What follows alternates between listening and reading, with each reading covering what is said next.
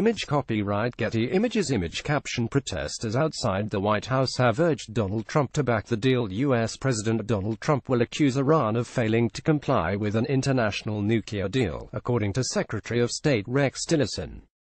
Mr. Trump will refuse to certify the deal and refer it to Congress, he told reporters. Such a move would not mean a U.S. withdrawal from the deal that freezes Iran's nuclear program, but it is part of a tougher strategy on Iran. President Trump was due to speak from the White House at 16:45 GMT. He is under pressure at home and abroad not to scrap the seven-country deal agreed in 2015, under which Iran has halted its nuclear program in return for the partial lifting of sanctions. In his speech, Mr. Trump is expected to accuse Tehran of pursuing death and destruction. It is thought he will also focus on its non-nuclear activities, particularly those of the Revolutionary Guards Rig, which has been accused of supporting terrorism. What exactly is Mr. Trump proposing? During the presidential election campaign in 2016, Mr. Trump pledged to throw out the agreement concluded under his predecessor, Barack Obama.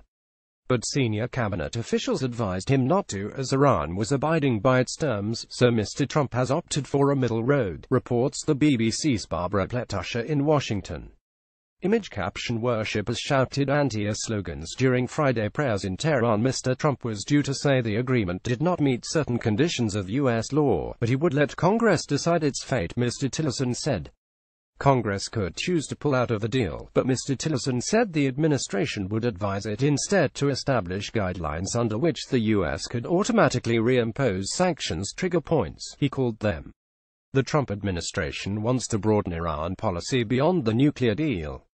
This, said Mr. Tillerson, would include sanctioning members of the powerful Revolutionary Guards Force for supporting militant groups and terrorist activities.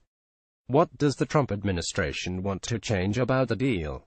Among the changes it is seeking is the end to the sunset clauses in the deal, one of which sees restrictions on Iran's nuclear enrichment program lifted after 2025, greater access to nuclear sites and the inclusion of Iran's ballistic missile program.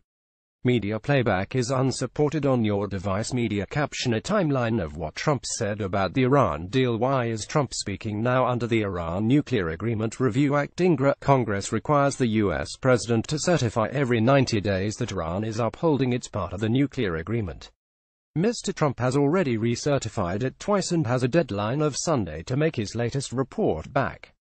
Refusal to recertify would give Congress 60 days to decide whether to pull out of the nuclear deal by reimposing sanctions.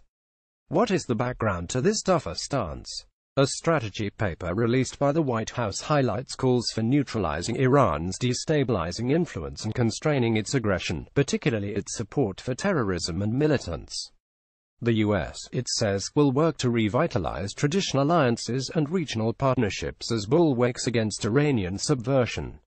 Media playback is unsupported on your device. Media caption President Trump and Iran's President Rouhani traded insults at the UN. Efforts will be made to deny funding for the Iranian government and the Rigsmuline activities and counter threats from ballistic missiles and other asymmetric weapons. The nuclear deal does not comprehensively cover the missile development programs, and last month Iran successfully tested a new medium-range missile with a 2,000 kilometers. 1,200-mile range. The IRGC's gross violations of human rights will be highlighted to the rest of the world, the strategy paper says. Most importantly, we will deny the Iranian regime all paths to a nuclear weapon. What will Trump do about the deal? What do other key players say? Foreign leaders, including UK Prime Minister Theresa May and French President Emmanuel Macron, have urged Mr. Trump to keep the deal. We also have to tell the Americans that the behavior on the Iran issue will drive us Europeans into a common position with Russia and China against the USA, German Foreign Minister Sigmar Gabriel warned in a newspaper interview. Kremlin spokesman Dmitry Peskov said that U.S. withdrawal from the nuclear deal would damage the atmosphere of predictability, security, stability and non-proliferation in the entire world. Former Swedish Prime Minister Carl Bildt said a U.S. withdrawal from the deal would show it could not be relied upon and could have ramifications elsewhere, for example on efforts to resolve the North Korean nuclear issue. The IAEA and Congress currently both agree Iran is complying with the terms of the nuclear agreement. What is Iran's position? The Speaker of the Iranian Parliament, Ali Larijani, said on a visit to Russia that a U.S. withdrawal from the deal would signal its end. He warned that the collapse of the deal could result in global chaos, Russian media report. What is the nuclear deal, formerly known as the Joint Comprehensive Plan of Action? It is designed to prevent Iran developing a nuclear weapon. It lifted some sanctions that stopped Iran from trading on international markets and selling oil. The lifting of sanctions is dependent on Iran restricting its nuclear program. It must curb its uranium stockpile, build no more heavy water reactors for 15 years and allow inspectors into the country. Who are the Revolutionary Guards?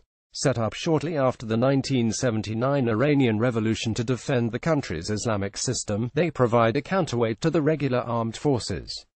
They are a major military, political and economic force in Iran, with some 125,000 active members, and oversee strategic weapons. They have been accused of supporting Shia Muslim militants in Lebanon, Yemen, Iraq and Syria.